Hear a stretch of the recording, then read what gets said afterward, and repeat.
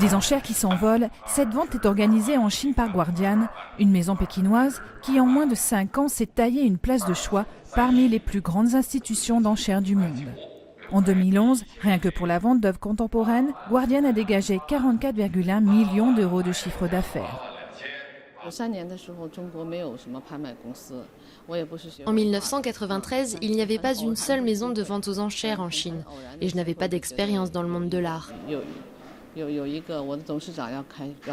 Un directeur voulait ouvrir une galerie et m'a proposé de travailler avec lui même si je n'avais aucune expérience. Nous ne connaissions pas du tout le marché de l'art. La maison Guardian a su surfer sur la vague de la croissance chinoise.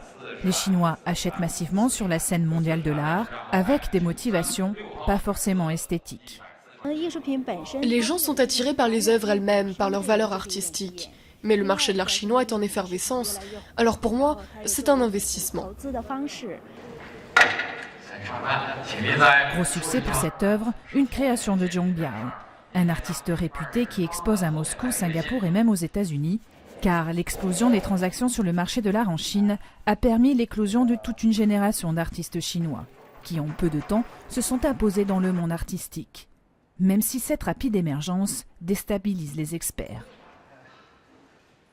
Ce qui me surprend, c'est plus que des artistes jouent entièrement le jeu du marché de l'art. C'est ça qui me surprend. C'est-à-dire que quand on est artiste, on a quand même un petit bout de son âme qui devrait appartenir à la création pure et dure. Sur les 500 artistes les plus cotés du monde, la moitié est désormais chinoise. Et en 2011, le marché de l'art mondial pesait un montant record de 9 milliards d'euros, dont 30% grâce à la seule Chine.